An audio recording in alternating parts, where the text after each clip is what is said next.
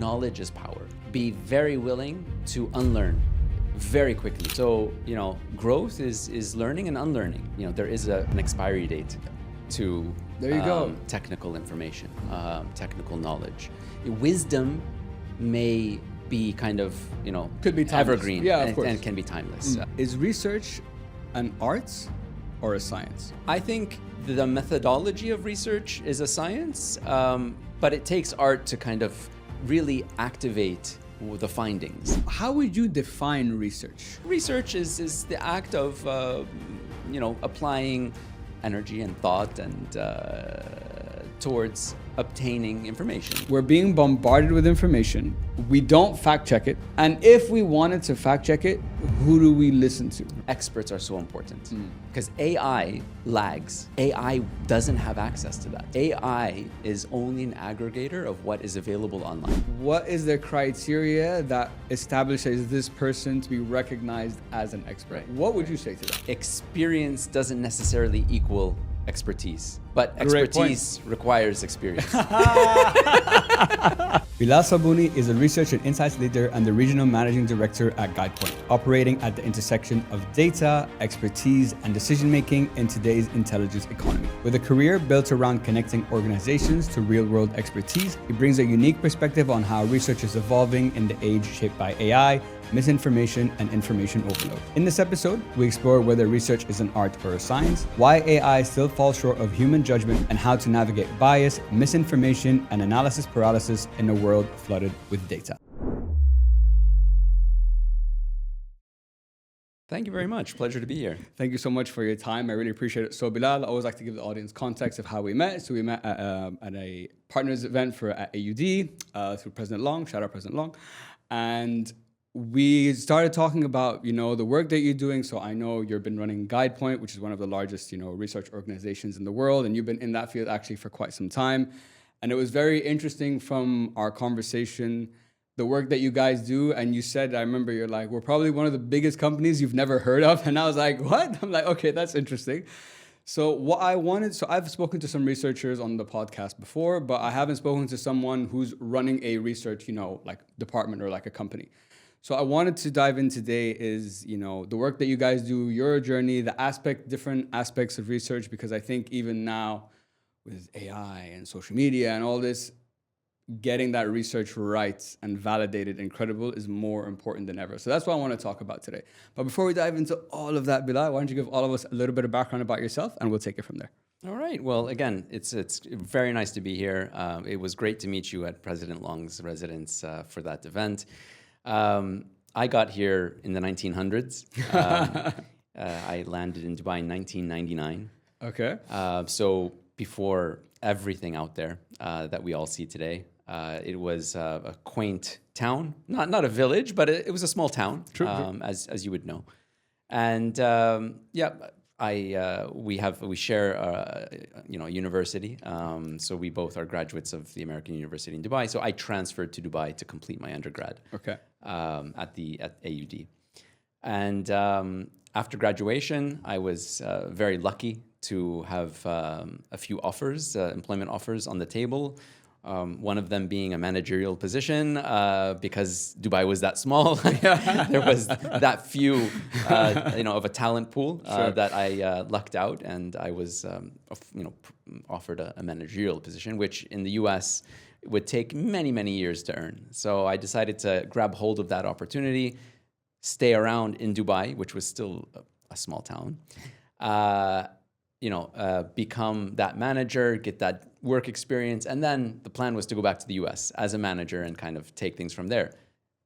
Never happened. Never happened. 27 years later, I'm still here and loving it. Yeah. Dubai is a wonderful place. Yeah, man. Well, I couldn't agree more. This is where I grew up too. So, I'm AUD graduate too. So, I know we share that passion. So I wanted to start the conversation here. Now, I had a researcher on the podcast once upon a time, and I asked him this question. So I like to ask people in this field to get different perspectives. I asked him, is research an art or a science? What would you say to that? It's an interesting question. I've never been asked that question. I think the methodology of research is a science, but it takes art to kind of really activate the findings, because that is where a chat GPT fails. It fails in the art side.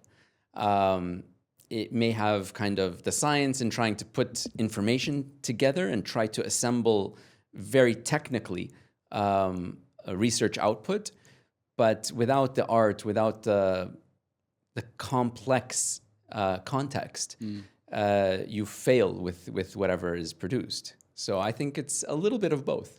So is the art aspect in I guess the creativity of how you interpret that data?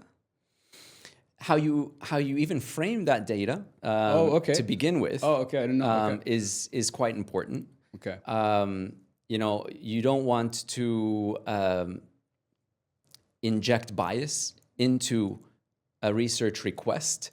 You want to try to ensure complete objectiveness of that research request, how the topic is framed, for you to kind of extract meaningful information that is uninfluenced by your very own request. And so when I watched you on that podcast, this was 2 years ago, you said that at that time still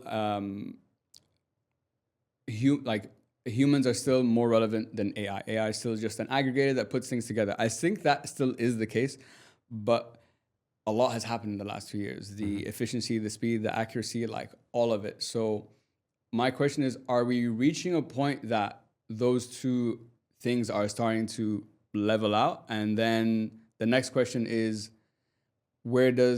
if we do get to the same level, where does the human creativity fall in then? I don't think we're there yet. Okay. Yeah. I still believe that AI is a fantastic tool.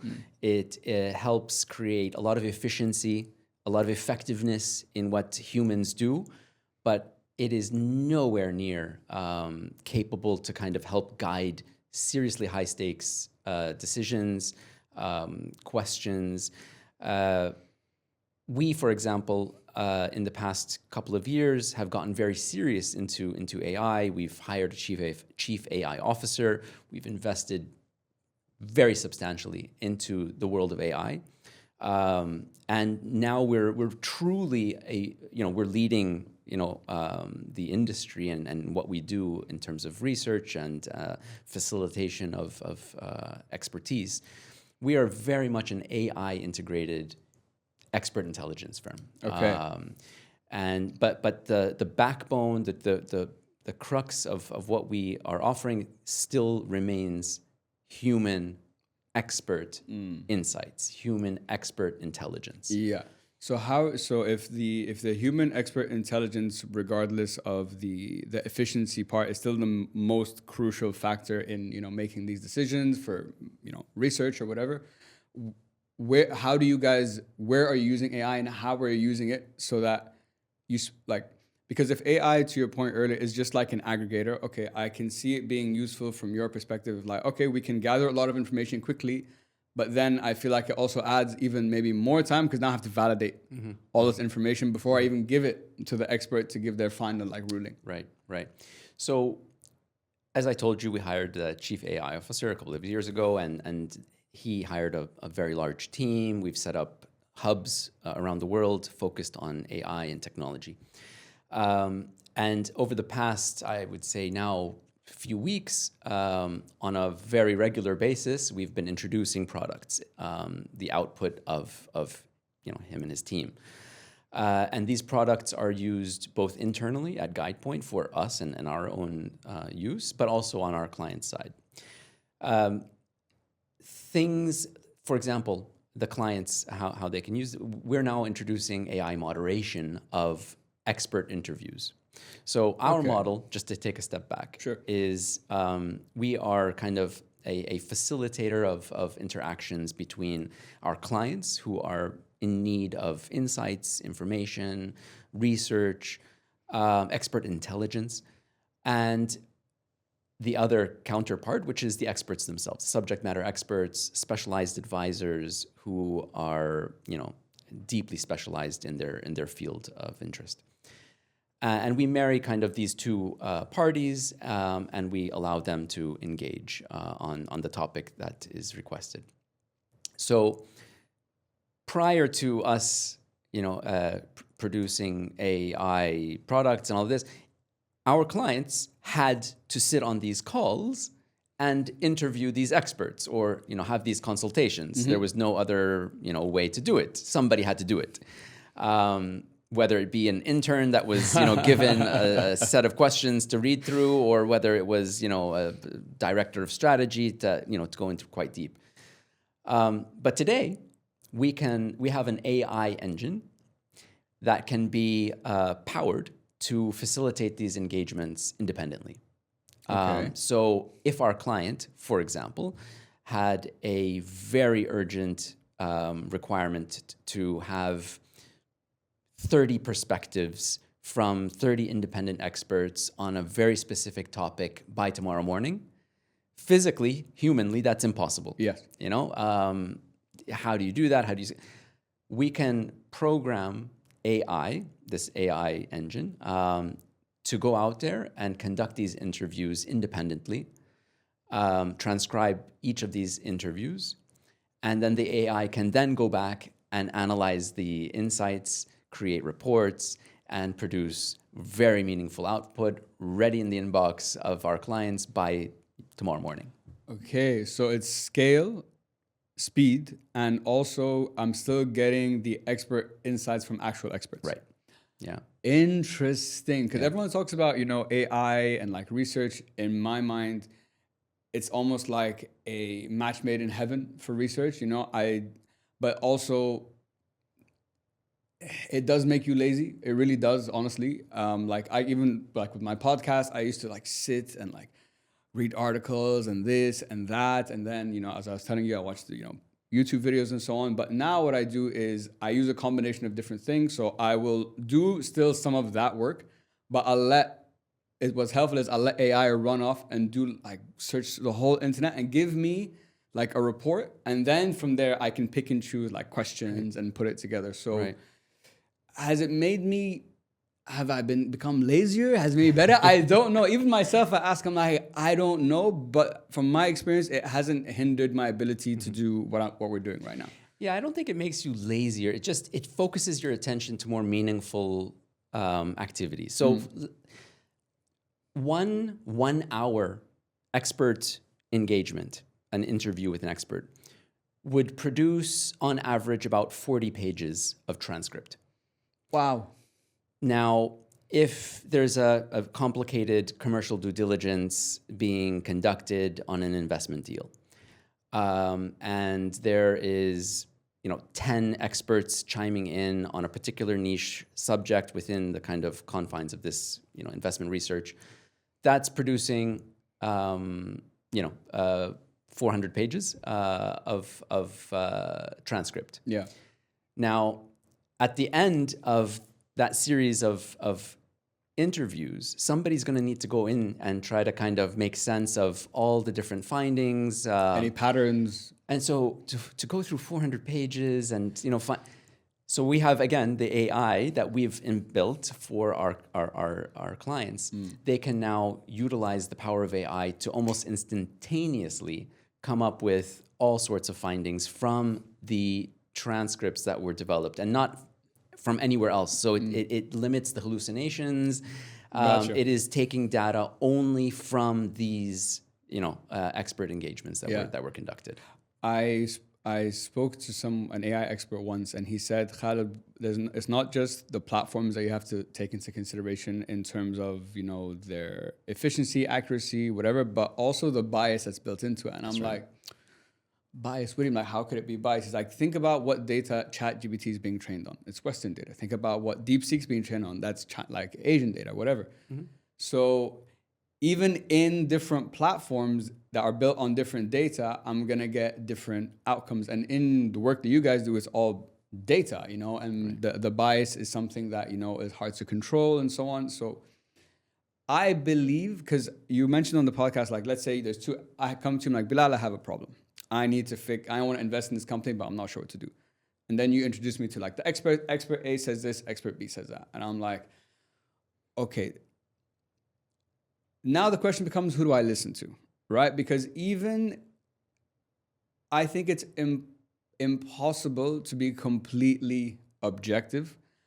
I think you can put in as many guardrails as possible, but to your point, we all have internal biases, consciously or unconsciously, that can affect the way we frame the data, the way we present it. And also, if I framed it in a certain way, you might take it and be like, okay, I'm gonna clean this up nicely because I want to present it in a certain way to get this project to go ahead. So I can imagine building an AI in-house for something that you guys do must have been quite difficult. No, it was it was a monumental effort, and it took a lot of time, it took a lot of energy, and took a lot of financial resources. But it was an investment in the company in the future.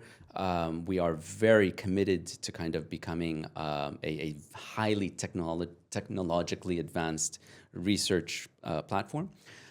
But to go back to what you said earlier about the high stakes investment and one expert saying one thing and then the other expert saying another, expert A and expert B, who do you listen to? Exactly. You don't stop there. Okay. So with that level of high stakes kind of topic, you wouldn't just go for 2 opinions and then take a call there. Our clients would do 10, 20, 30 calls. Ensure that everyone, all the insights that are being obtained are all leaning towards one direction. And if not, they will use that outlier with a next call. So they'll, the next conversation that they have with the next expert 31, F, whatever, they'll say, hey, look, we spoke to somebody else who brought up this interesting perspective, which was not in line with the first maybe 2 calls, let's say. Can you comment on that? And so we'll have our clients challenging different opinions amongst the expert community, just to kind of dive in deeper. Yeah, because that's always a challenge. Not just using that example, but if we broaden this, one of the biggest problems we have today, in my opinion, is social media. There's benefits and obviously good and bad, but the negative part is this. Sometimes, and I'm talking even myself, I might see a post on social media, okay? Did you know that if you drink water 3 times a day, it will increase your heart rate to whatever, something like that. I'm gonna say myself, I'm probably not gonna go fact check that. But now it's a piece of information and a reference point that I have in my head. So that's the challenge. Like we're now moving into this part of the conversation is we're being bombarded with information. We don't fact check it. And if we wanted to fact check it, who do we listen to? Right. So how do you address that? Yeah, it's crazy. There is an misinformation and information onslaught.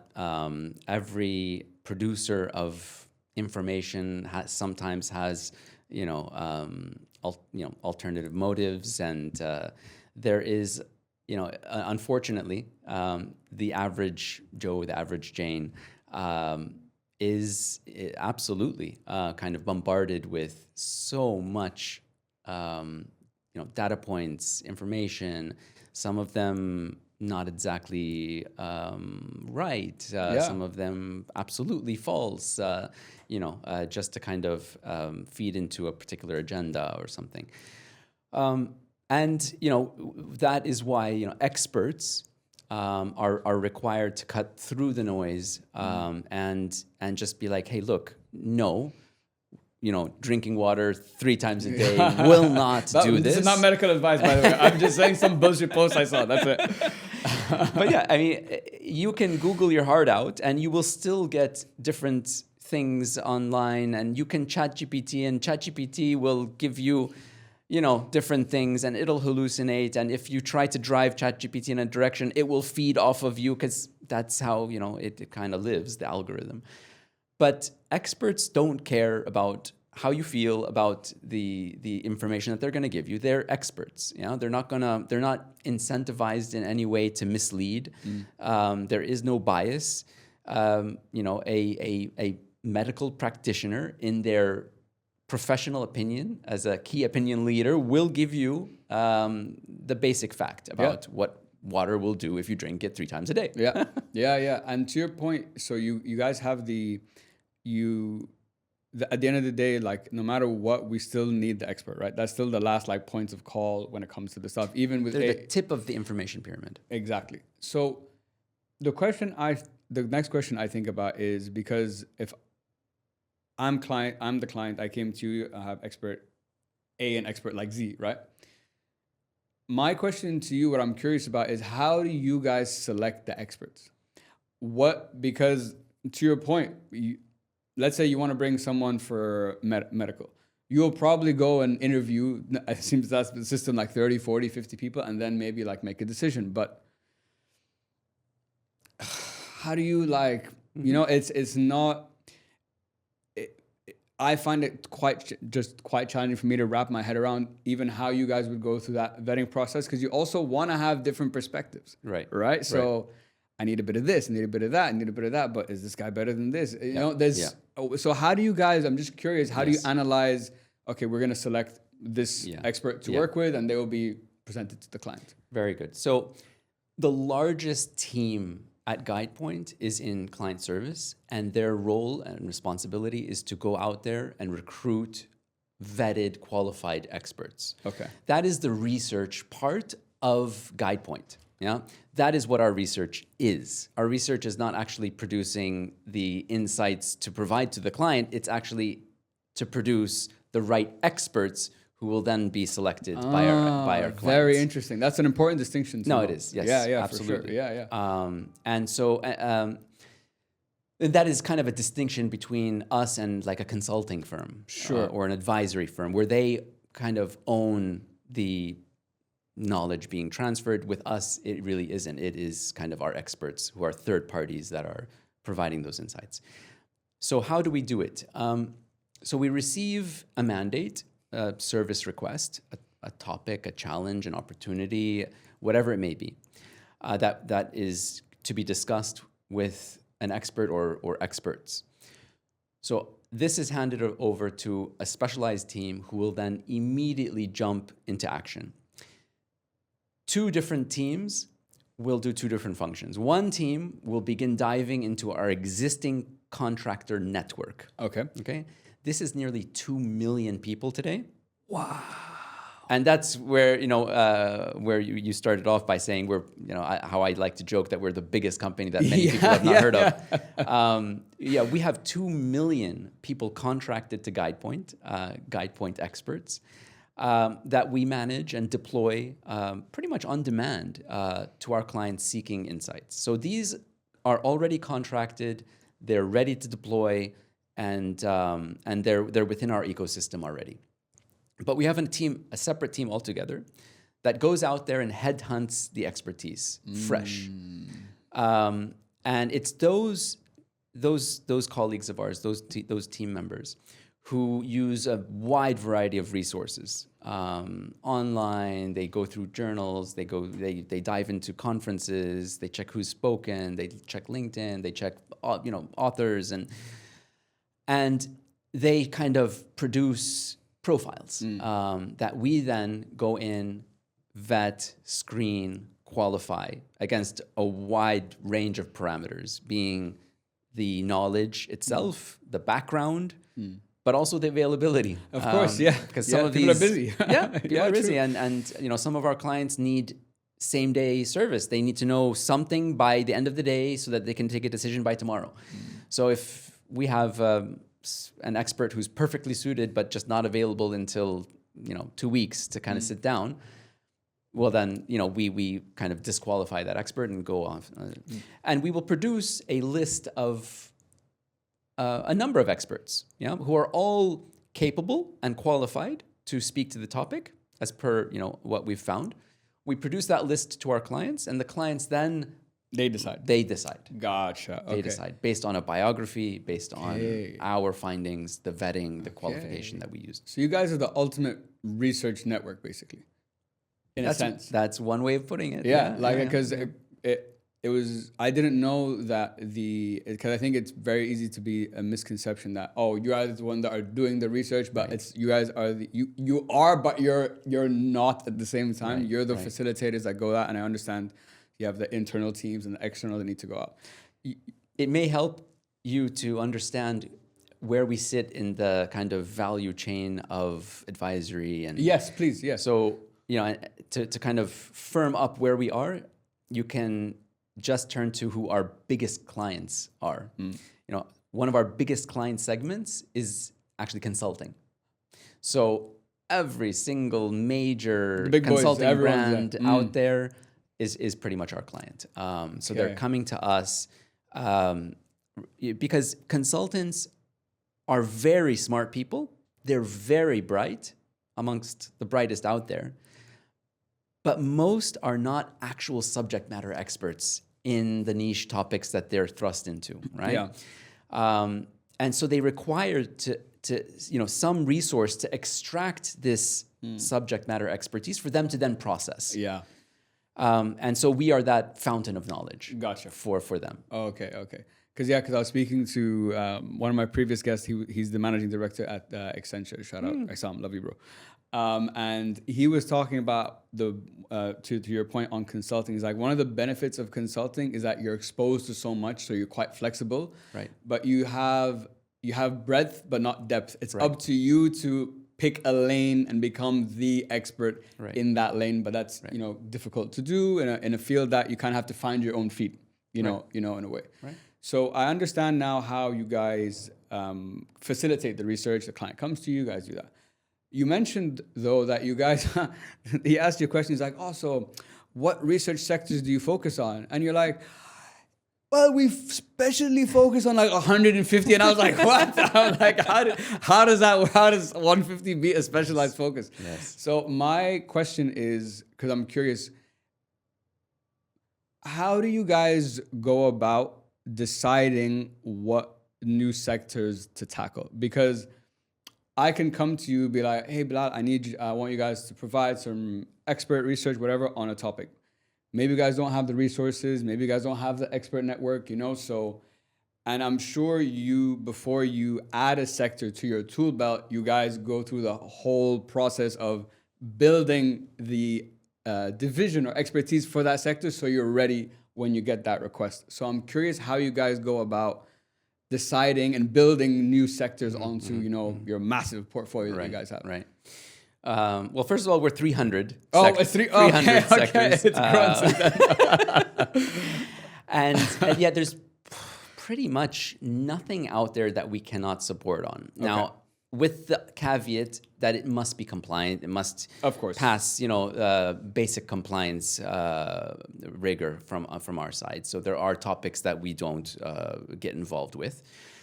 We have a very strong compliance function that ensures that we are, maintaining, our services within, guardrails. But aside from that, if it's kind of, mainstream and, just extremely niche. We, as a community of associates who go out there and do their research on different areas and functions and sectors and industry, it's a general methodology that can be applied to any sector. Okay. Right. So we kind of base that methodology to expand into whatever sector is required for us to obtain the right experts and produce those results to our clients. So you approach it in an ad hoc manner rather than a proactive manner. Yeah, I mean everything that we do is driven by our clients. Okay, so you just that's everything very interesting. Okay, I didn't know that. Okay, right, yeah. So our growth today is client driven. We do not allow any experts to self-register with Guidepoint. It's not available on our website. There is no application form available. The only way to join Guidepoint as an expert, as an advisor, is first of all by client mandate, and then through an invitation of one of our associates whose job it is to recruit on that mandate. So we'll find that, Khalid is an expert of the podcast industry thank you very much. in the Middle East. And we will have a client that's thirsty for that kind of level of insight. So we'll contact you and we'll say, hey, look, we have a client that wants to discuss this. And kind of if you agree on the project, we will provide you with a link, which is your only way to get into Guidepoint. You fill out your bio, you fill out your details, you get registered into the system, and then we supply you to our client. Okay, very, very interesting. That's how it works. Okay, so I understand the business model. I understand how you guys approach sectors. Then I wanted to come on to more of the research itself aspect. And let's just start here, by the way, because I don't think we've set the stage yet. How would you define research? That's a good question. So research is the act. Well, it can either be a verb or a noun. But so we must, I guess, start there. But I mean, research is the act of applying energy and thought and towards obtaining information and obtaining a product of that effort to help drive, a decision, help drive an output on the receiver's side. So my question, because I was thinking about this, because obviously I agree with you, but I was thinking like, isn't then research just learning? Isn't that basically just what it is? I'm coming to you, be like, hey, I want to learn about that, and then you go find the guy who has learned about that, and you put me in touch with him. So I just started to think about, I'm like, where does the distinction come in, between learning and research? I'm just curious. Right.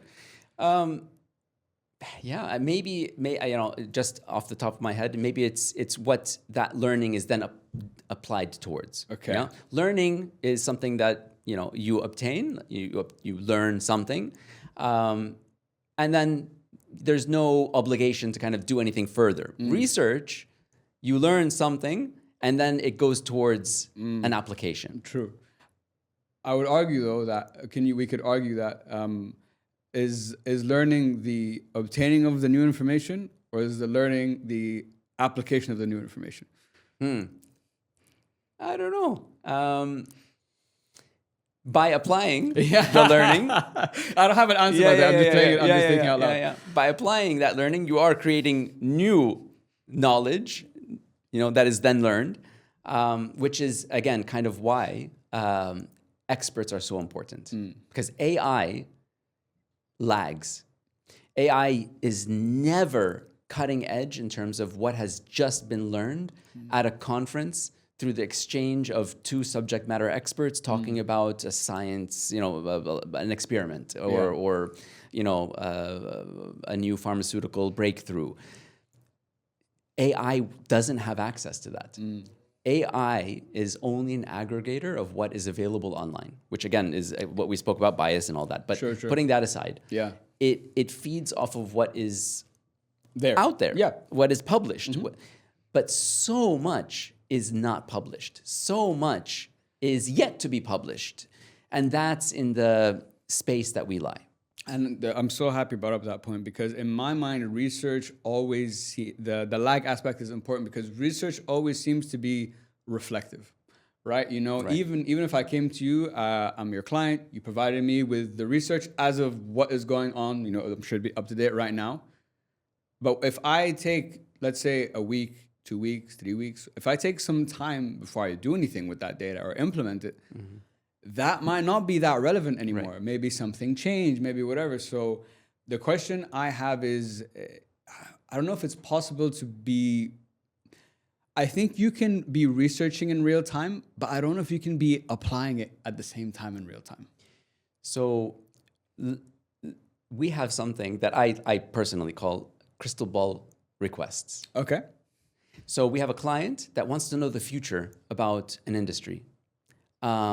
And so they will come to us to gain access to futurists, or futurists within a specific industry, or thought leaders that, obviously they cannot predict, but they can produce their professional opinions on how an industry is going to play out.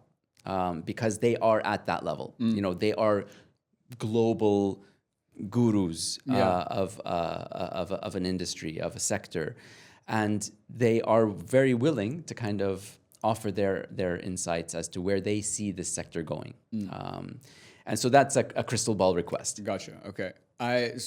Bit of a tangent for a second, because I had one of my previous guests was a futurist as well. He's a world-renowned guy. Right. But the question I was thinking about in our conversation, I'm sure I asked it to him, but I forgot, so I'll ask you. How do you define what a futurist is? Because I'm just making it's a very separate thing, but it's just funny because I'm just making predictions. Why are Khalid's predictions more gaining more attention than Bilal's, right? You know, so it's just me saying shit, to be honest, you know? So what's the criteria? I'm curious for you that you're like, this is why they're a futurist. Yeah. So there are generalist population, people, you know, the average Joe, the average Jane, as they say. Then there are people that have knowledge. So people that have worked within an industry for enough time for them to, you know, gather data points and information and work with that information to become a knowledgeable person. Okay. Yeah? Yeah. When a knowledgeable person continues to work in an industry, a field, becomes more specialized and, you know, is tenured within that very specialized kind of, they transcend being just a knowledgeable person, they become a subject matter expert. Okay. Yeah. When a subject matter expert is involved in guiding how an industry moves, is in a position potentially to discuss in dialogue with governments, with decision makers within the corporate or public sector. They have these insights. Yeah, they are leveraged then to kind of produce futurist opinions, and help drive how things move. So that's the profile of what I believe a futurist is. Okay, no, very, very interesting to hear your description of it. So it's a subject matter expert who has become a thought leader, and then they have so much depth of knowledge in this. They're the ones speaking about where they think that is going, and their credibility of the past is what motivates us, for example, to be like, I agree with that. I don't agree with that. Yeah. Now, when we talk about research, we talked about the reflective aspect, the lag, whatever. I know you've experienced this for sure. Analysis paralysis. Right. So, and I guess, you know, that this analysis paralysis is something I think is common not only in research, I think it's common in music. I think it's common in any creative field, but also a field that is constant changing by the minute, you know? Right. So, because like I was saying, I'll give it to you now. What if tomorrow something happens? All this data is now useless, right? Right. Now, you said, though, what's interesting, I found, is you talked about opportunities as different waves, right? So waves of different sizes. So you can be the person on the beach doing the research till the wave passes you, or you can be the person that does a bit of research, but not enough to ride the wave, but still gets crushed. Or you could be the person that times it perfectly, sees the wave far out at sea, and you learn how to anticipate that and swim in the ocean and ride that wave. When I heard you explain it in that way, in my mind, I'm like, that's probably a snapshot of a researcher's career. I'm sure, you know, at the beginning that's probably how you start. I need to know. And then you start doing a little bit less and trying to figure out, and then you hit that sweet spot. So I'm curious for you, because I'm like, you've been in this field for quite some time. What are the mindsets or skills you need to have to be making those jumps to get to be the person who times it right, knows exactly how much research to do because he sees something coming? Because I think that is what sets, the best apart from everyone else. Yeah. So analysis paralysis is occurs when somebody not in the know tries to do their own research and gets many varying opinions. And that causes an enormous amount of uncertainty, and hence prevents somebody from taking a decision to go forward because there's just too many opinions. And they say, okay, well, no, let's do another wave of research, let's dig deeper, and then the different opinions keep getting multiplied, and and it's not actually the different opinions; it's the different kind of the information out there is so widely dispersed, scattered, kind of, right? Yeah. And how Guidepoint kind of cuts through that and eliminates the analysis paralysis, issue is through subject matter expertise, right? Because a subject matter expert will tell you definitively that this and this and this and this is the correct kind of scenario of an investment or of a something occurring, and they can be, through dialogue, challenged with the different information that has been obtained that differs from that opinion. And the expert will respond saying, I know why that was published. That was published out of context because of something that had happened. And that is, and so the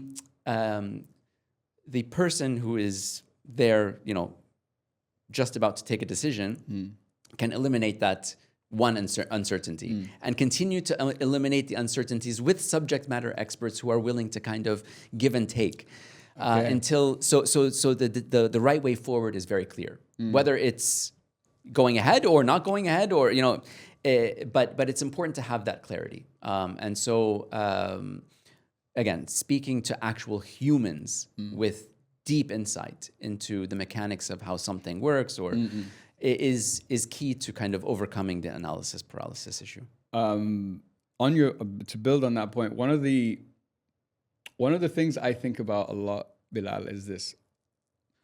Because on the concept of subject matter experts, right? Now, typically this is what I see, what I've seen. Let's say I'm an entrepreneur, okay? I built a business, I exited, right? Typically, people who have accomplished and stopped doing that go into consulting, advisory, whatever, because they are the subject matter experts, so people want that information. Where my cynicism can come from sometimes is, yes, you are a subject matter expert, fine. You've been doing this you worked in the medical field for 20 years, okay. But you stopped. You're not in the medical field anymore. You still are technically an expert, but how relevant are you now? That is such a challenge, because I see people who, on podcasts, they're interviewing people that are older, whatever, and they're all these great lessons of wisdom and whatever. But some things they say, I'm like, yeah, but that's not applicable anymore now. Yeah. So is a subject matter expert someone who just has knowledge because of their experience, or someone who has that but is actually in the game and up to date on what's happening right now, because they can transfer that into this, and that is where the real value is. My opinion, just my thoughts. No, you're right. And I there is an expiry date to there you go. Technical information, technical knowledge. Wisdom may be kind of could be timeless. Evergreen, of course, and can be timeless. And you can coach and mentor different characteristics, and that is kind of, these are lasting in nature.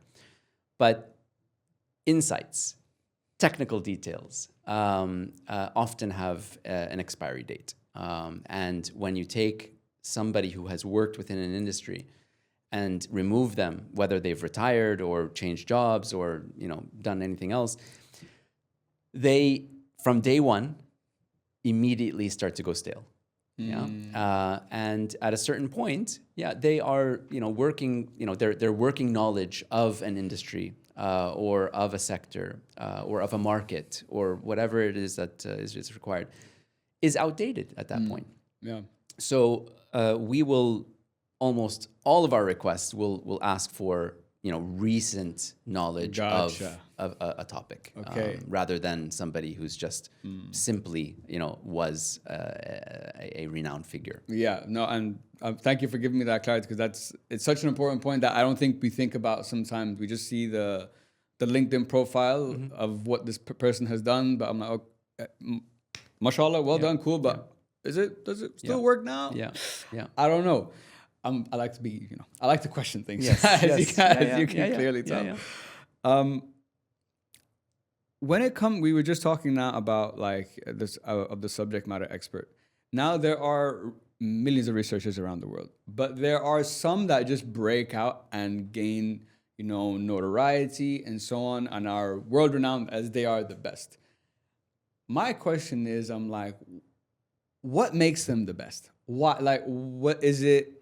Not. I don't want it to be. The question isn't outcome based of what they found. That's why they got it. No.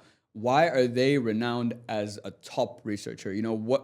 What sets them apart? What are their characteristics or skills? Because I feel it's I don't know. So I'm just curious from your perspective. Yeah. Look, it has a lot to do with the art, as we spoke about earlier. Yeah. The art side of research or of investment. Why is Warren Buffett the world's top investor? The GOAT. Most successful? He's the GOAT. Yeah, exactly. So what did he do differently versus other investors? And I think it just goes back to the art of how researchers go about positioning themselves, the way that they research, what they do with that research, how they apply it. That's what it boils down to. Yeah, and I think to be a researcher, you need to have quite thick skin. Yeah, because to get your findings published in like a peer-reviewed journal or whatever, it's like you do research, you spend hours, years maybe into this beautiful like thing you have, and you have to give it out to the world and be like, shit, like, and get ready for whatever comes. I think research is a field that is niche, yet once you're in it, I feel is not that big.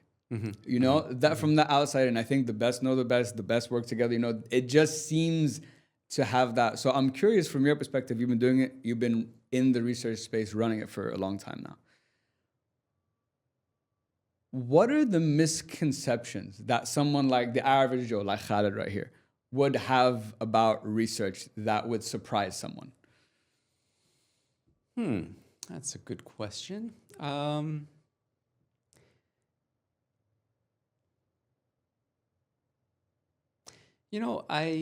I'm not really sure because living inside my industry, I'm not often exposed to kind of outsiders who are kind of posing these questions to me. So I'm not regularly surprised speaking to people about things that I thought were an interesting misconception about research. I don't know. I mean, during our exchanges when we first met, was there anything that I mentioned? Throwing this back at you, interviewing you here. Was there anything that I said that, you found different, a misconception? Yeah, 100%. I never knew what you guys do existed. Okay. At all. Right. I never knew that.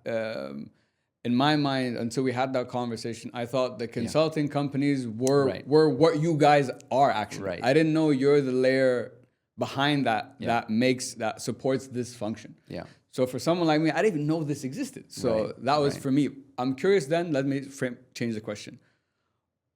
What were the misconceptions you had about the field when you started, and how have they changed now? So yeah, you're right. Many people out there don't know that a Guidepoint exists and that the service exists. We are relatively well known within kind of consulting. We've become a very kind of essential resource for consultants and consulting teams to kind of go out there and acquire the insights that they need to help power their projects. Similarly, on kind of the investment side, what we call the institutional sector, investors and investment teams are leveraging us to power their kind of investment decisions and these types of workflows. But outside of those two key sectors, in the general communities, even amongst our client segments of corporate, government, legal, other industries, we're not very well known. And so, I think the biggest misconception that we get is that, we are compared to consulting. Yeah. So, I will commonly hear somebody say, "Oh, I've not heard of you guys, Guidepoint, but I do know, consulting firm A, B, C, D, E, F, G." And I have to pause them and say, "Well, okay, look, every single consulting firm that you've just named actually is our client." So, we are very much behind the scenes as kind of that, as I said, fountain of knowledge. Is your let's say, is the lack of awareness about you guys generally outside those industries by design, or is it a challenge? Because part of my spidey sense is telling me I feel like it's by design. Well, I mean, we serve communities that know about us. Could we do more on the advertising and marketing side? We probably could. There's nothing that, is inherently secret about what we do at all. Yeah. We are very satisfied with kind of our growth rates. Mashallah, it's been going quite well. Things are going well. And so, we're relying kind of on our internal teams, our marketing teams, our business development teams to kind of raise awareness, but also, some of our biggest champions of, getting the word out are actual, clients themselves as they move from, company to company, especially consulting. So consultants, they spread all over the place. Yeah. A government entity or a large corporation will hire, true. talent from a leading consulting firm to put them into a strategy function or put them into, some sort of, government entity. And when those consultants migrate across, they take us with them because they know who we are, they know what we do, and they know the kind of value that we can bring to the table. When you framed it like that, honestly, I didn't think of it in that way. It's actually a very smart move to be recognized in an industry that is so diverse. So not only do you get more potentially sectors to be experts in, because people are going to come to you with lots of different requests, but when those people leave and do all these other million things, I need something, Guidepoint. Exactly. Interesting. Very smart. Very, very smart move, I must say. As the manager, I know you're the managing director for Middle East and Central Asia, correct? Yep. So you sit at the kind of the intersection of decision makers, consultants, investors. You guys are like that hub in the middle. So we now live, as you know, as what we've been talking about our whole conversation today about, research, data. But the last bit that we need to bring into this is intelligence. Because data without intelligence is just numbers on a paper. If I can't use that to help my business, to do whatever I need to do with it, it's important. It's not very useful. So from your perspective, how has the intelligence economy affected the way, power, influence, and capital are moving globally right now? I mean, it has always been, the most important element to any person, company, government. There's a saying which transcends all languages, all cultures. And it's because of that saying that I sometimes jokingly say to people that I just meet that don't know who Guidepoint is, I like to say, "Oh, you don't know Guidepoint? Well, you just happen to be speaking to the most powerful company in the world." And that usually shocks people. And they immediately think that we're some sort of kind of military or some, defense contractor. Why is Guidepoint the most powerful company in the world? And then I base it on the fact that, knowledge is power, right? So there's that saying, you've heard it, and of course. It's in Arabic, it's in English, it's in, any language. Knowledge is power. So with the collective brain power, the collective knowledge of 2 million people, all being leveraged together, almost as one kind of brain. It's, we can argue that we very well could be the most powerful company out there because we may be the most knowledgeable, organization out there. Hey man, fair, very fair when you frame it like that, and because besides the your staff, which I'm sure are very highly qualified, you guys you're just going and getting experts. So those 2 million people are all like the top of the top across every single industry, and like you said, and the fact that you can consolidate all that under one roof, the synergy, the cross collaboration sector synergy must be insane. And I'm sure, now when you frame it like that, that is your USP. Mm-hmm. That is priceless, in my opinion. Yeah. And one thing that you said, it's not always the top of industries that we're bringing to our clients. Sometimes our clients don't want the perspective of the top of the top of the top, the CEO, the chairman, they want the perspective of somebody who is in middle management. They want somebody who's from the perspective of, a farm out in, in the middle of Africa.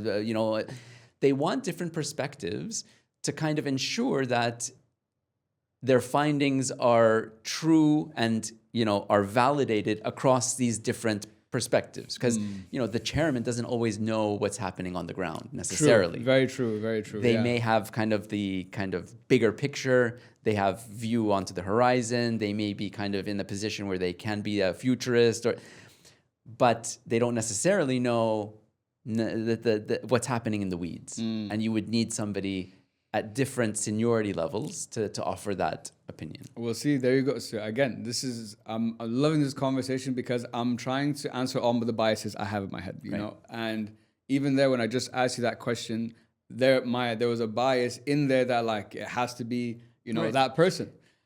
And maybe that is one of the misconceptions that that we are just 2 million experts. CEOs. Yeah.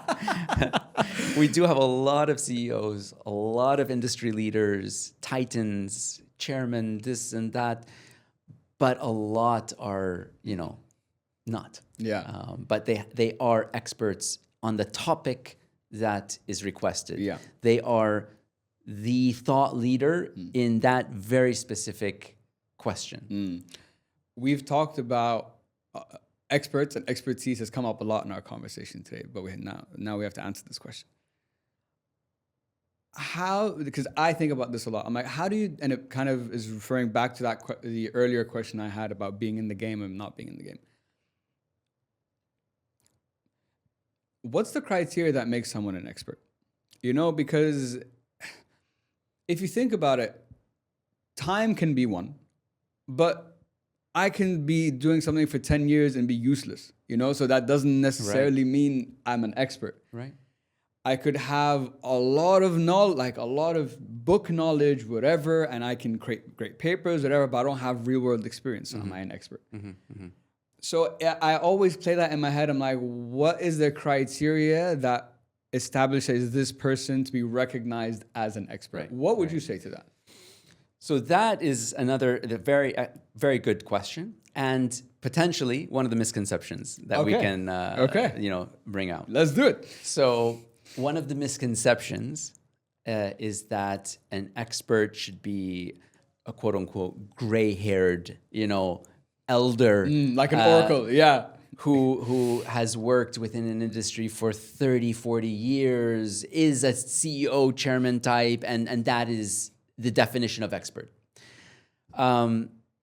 But in reality, you can have a 26-year-old expert that knows blockchain, crypto better than any gray-haired, elder kind of individual out there. So it doesn't matter how old one person is. It doesn't matter how much time they've invested in a particular. It just, they must be able to speak from a level of authority on a topic, having had experience in that subject. Yeah. And so that's what really kind of drives who is an expert. Yeah, they would have had experience, been at the kind of forefront of maybe a new emerging technology, and they are identified as thought leaders. But there's another also kind of very interesting criteria that we work with, that we have to work with. So an expert can be an expert, but we have to also be concerned with the quality of that expert, because an expert may be great on paper, but if they are not able to articulate their expertise and communicate that across, they don't offer a lot of value to our clients, and therefore wouldn't be as good as another expert with equal kind of knowledge and background, and but who is able to kind of engage in dialogue. Yeah, you have some people that just aren't good communicators. True. Yeah. And so we have to maintain, an internal quality control system to ensure that we are obtaining the right level of expertise, sourcing that, screening and vetting against different parameters, but then ensuring that our clients have a quality experience. Yes. So they're able to speak to this expert. They're able to kind of understand them and obtain the results that they're looking for. Yeah, to the last thing you said is very important, because the ability to communicate.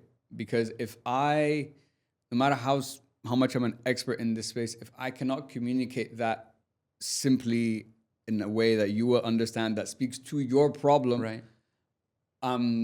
Okay, I'm an expert to Khalid, but I can't be an expert to anyone else. Yeah. And I never attached the communication element onto in my criteria of what an expert was. But now listening to you, it does make sense, because the ones that stand out the most are the ones that are able, that their message is resonating with the most amount of people. Right. And that at times means bringing it down a level. Of course, yeah. Right? Like speaking to your where you are. Right. Right. Like I don't know how to make a blockchain, but I know what a blockchain is. You know what I'm saying? So you can't tell me, you do technical analysis. It's not going to work. Yes. So that's actually so interesting. It's very, I've never, because the time element, as we said, time doesn't necessarily make you an expert, right? But if you think about it, let's say you're going to hire someone, the time element they've spent in the field is something you will take into consideration. But Sure. I think the other half of that is, okay, you've been in this field for 10 years, but have you progressed? I think that you need that combination, because if I could be doing whatever for 10 years and I'm still in the same place, okay, there's a balance and a misconception and a bias all wrapped into that time element. Yeah. I think experience doesn't necessarily equal expertise, but expertise requires experience.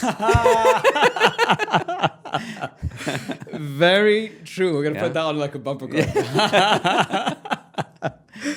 So you at the Dubai Future Forum, you spoke about the shift from insight to structured foresight. And first, I want to start with, what's the difference, and why do most organizations confuse prediction and preparation? Sorry, can you rephrase that? Yes, of course. So at the Dubai Future Forum, you spoke about the shift from insight to structured foresight. So let's start with, keep it simple, what's the difference between the two? Okay. Yeah. Structured foresight is obtaining, the perspectives and motions of industries, and analyzing that and putting a structure to that and applying that structure towards the goals of a company, for example. Okay. Yeah.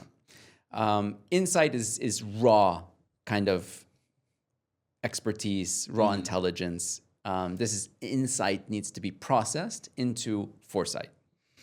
Okay. So the difference between the bridge to go from insight to foresight is a structure that you can test. Yes. In a sense. And in essence, it's also forward-looking. Okay. Right? Yeah. So insight can be kind of retrospective, can be applied, but foresight is really kind of future-looking. Future-looking. Okay. You mentioned earlier in the conversation, just to round up for today, just have a few more. Compliance.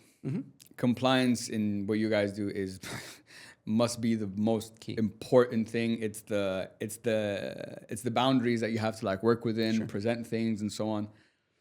But the next part, I know you guys try to be as compliant as possible to reduce the to minimize the liability, and I'm sure that is built into your contracts and so on.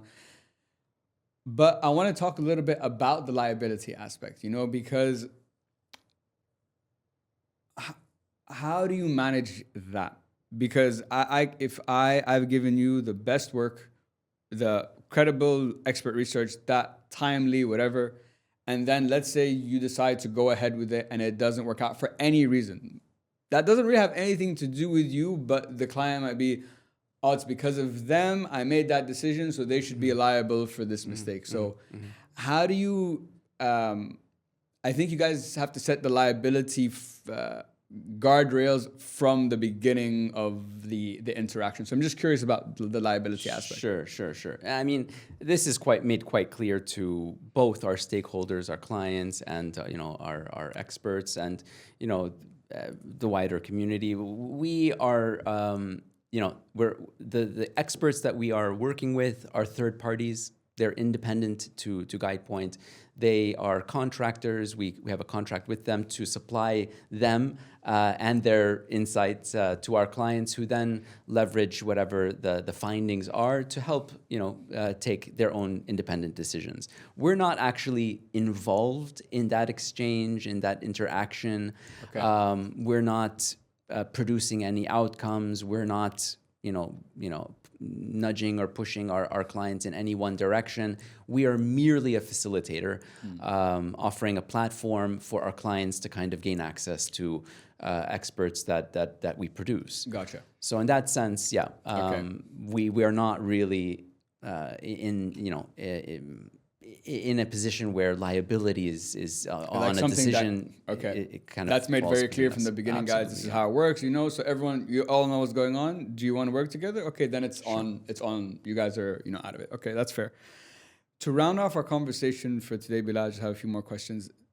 I can't believe I haven't asked this yet throughout this whole conversation. How did you get into this field? You know what it's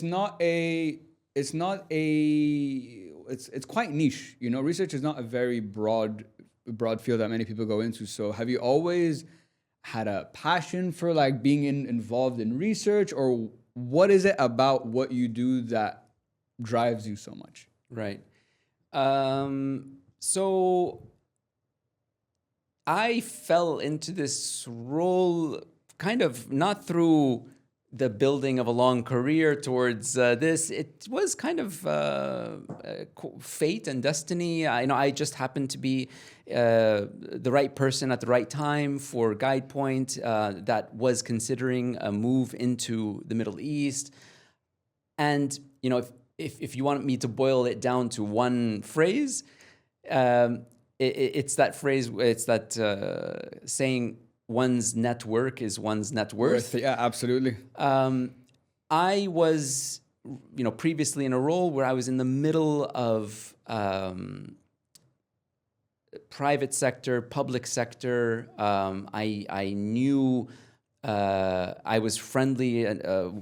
My circles were the heads of corporations, government entities, consulting firms, and investment funds, and that was exactly what Guidepoint wanted at that time. Okay. And so through engagement, Guidepoint decided that I was the right person to kind of be brought in and lead the company's entry into the market. Okay. And so that's how it started. Okay. But I've always been a very curious person. I can tell. I've always loved to kind of have discussions and dialogue with the most interesting people in the room. I kind of tend to gravitate towards these people that are just a little bit different, not so mainstream, because I believe that they have so much, there is so much to learn out there. Absolutely. And it makes someone all that more interesting if you can bring something new to the table. Yeah. And so that's what I aspire to be, just to kind of acquire as much information, as much knowledge, insight as I can, and help to disperse that on an individual basis, but even as Guidepoint, no, absolutely, that's our mission for sure. And I know that, I think that is one of the reasons we connected like straight away, at the dinner, because I'm a very curious person too. I'm sure you can tell by now. Yeah. So I love having, these conversations. To your point, you said your network is your net worth. That's why I do this podcast. I get to sit down with amazing people like you and ask every question that has been running around in my head, and I get to get it out and get insight. And you guys are all, mashallah, experts that I've had on the show. So I resonate with that quite a lot. It's the same. I have the same motivation for doing this and what I do. I'm kind of like a free guide point in a way for people. You want to learn about anything, exactly. I'll bring the experts. You can just learn, and it's all for you. Absolutely. As you look forward now, let's say in 10, 20 years, khalas, it's time to hang up the research paper, the lab coat, put all that away. What is the legacy you want to leave behind with what you're doing? Like, what is the impact when you look back and be like, I'm proud that we were able to make this change or influence this decision that has helped people in some way? What is that for you? Well, for me, I think twofold. One, kind of external to Guidepoint, but then one also kind of internal. So external, it's very fulfilling to kind of know that we're involved in a project, a decision, that we helped offer guidance to our clients that wanted to come up with something that potentially influenced or impacted an entire population. So it's kind of, it gives some personal gratification to know that, we offered some expertise on a new legislation or a new kind of announcement. So, in terms of legacy, it's great to know that, we had something to do with some of these things. But also internally, I was brought on board. I was employee number 1 in the Middle East. I was, T-boy, managing director, HR manager, finance manager. I was everything. I was PRO. I was standing in line with, getting papers together for our trade license. And now we have a very large operation, and it gives me, I think, the most fulfillment to know that I've helped, establish livelihoods. I try to lead by, example. I try to lead the team based on my own experiences, dealing with good managers, dealing with bad managers, and trying to avoid, things that I suffered with, as a fresh graduate entering into the world of work. There are, I recall those kind of bad managers that, I don't want to kind of repeat how they dealt with staff. So, that's what I try to do, and that I think is I think the most fulfilling most fulfilling thing about my job is how we've expanded the operation, how many colleagues we're working with today, I think that's one of the best things that I have. And the first one impacts the second one too. Yes, right? Yes. Because you were able to build all this, that just leverages the potential and chance of you having that kind of impact that you want to have, to help people. And mashallah, man, to build that to what it is now from just being one. Yeah. Well done. Congratulations. I can imagine it was fucking hard to do. Exactly. Just to round off our conversation, Bilal, I have 2 more questions for you. These are questions I ask all my guests. Okay. So looking back at your life, either personally or professionally, when I ask you the question, what are you most proud of for yourself? What would you say? Well, I'm proud to, Frankly speaking, I'm proud to be alive because, you know, Bilal of 30 years ago or so, yeah, didn't think I'd make it to 40 plus.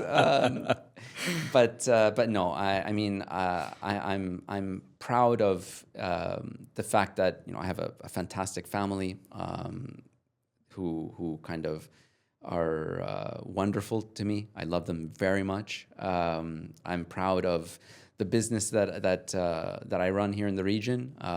We're a tight-knit group. We're a tribe. We're a family. We're whatever kind of description you want to utilize. We work hard and we play hard, and we are all kind of common in our goals for the organization.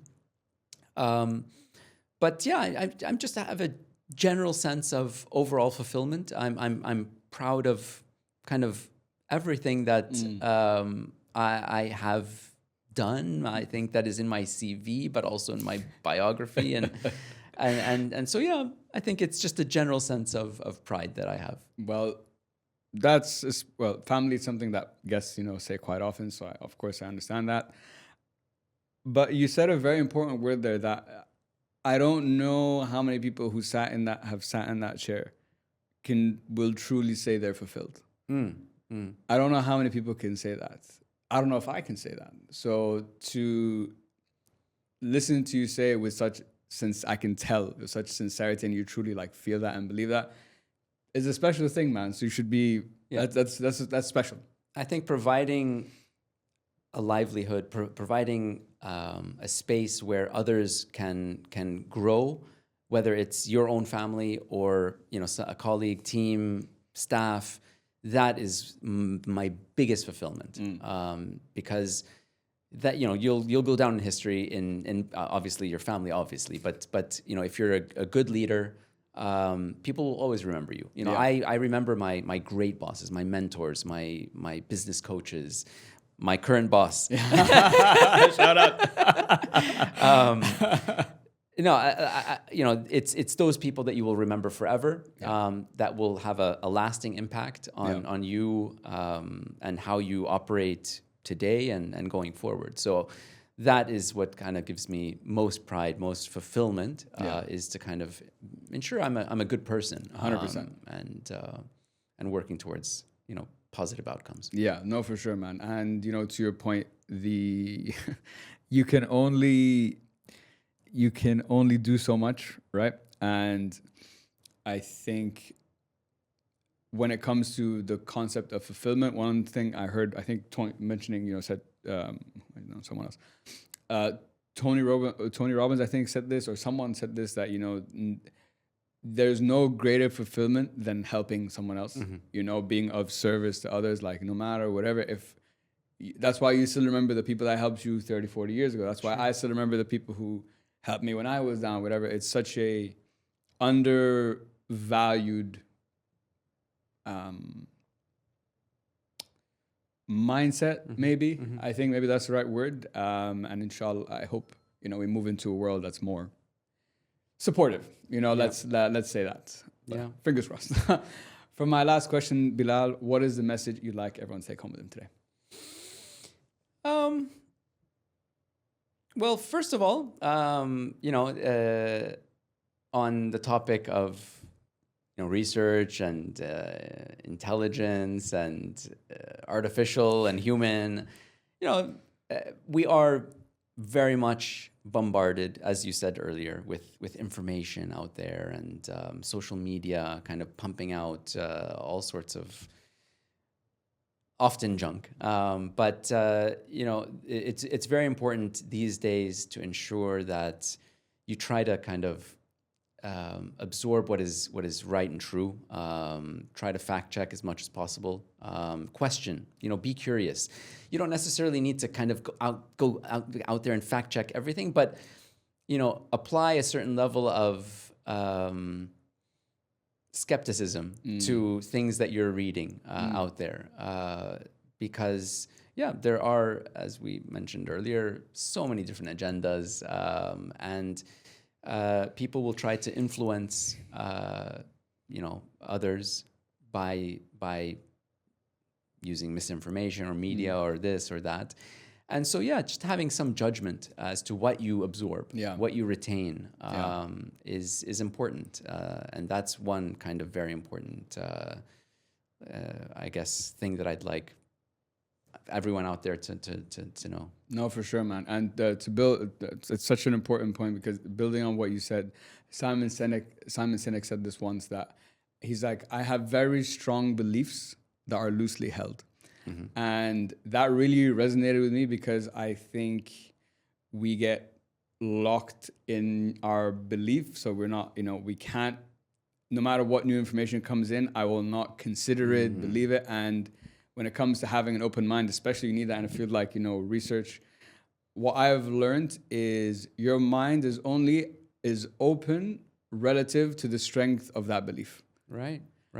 At least in my experience, because some things you could bring every piece of evidence in the world. I'm not going to do it. I'm not going to believe it. Khalas. Closed. This is locked. But the healthier thing to do would be to be open to... Nimble. And that's the right word. Have a nimble mindset. Exactly, yeah. Be very willing to unlearn very quickly. So, growth is learning and unlearning. Yeah. Nobody's born perfect. People acquire characteristics, they acquire traits, they acquire learning, they acquire processes that are right and some that are not right, some that or get outdated or must be enhanced. And the people that are able to grow, whether it's climb up the corporate ladder, whether it's even relationships, the most successful people are the ones that are capable to recognize that what they are doing for a certain process or a certain is now no longer relevant or redundant or incorrect. And they're able to recognize that, and they're able to unlearn what they potentially over years acquired and then try to kind of reskill themselves. 100%. So. No, well, I love that you rounded off that last part, because I think it's so important. I think the superpower, in my opinion, is the ability to hold two conflicting ideas in your mind at the same time and be okay with that. I think that is like the ultimate master level in my opinion. I can sit here with both and my emotions will not gravitate to either one, and I can objectively analyze this part. Yes.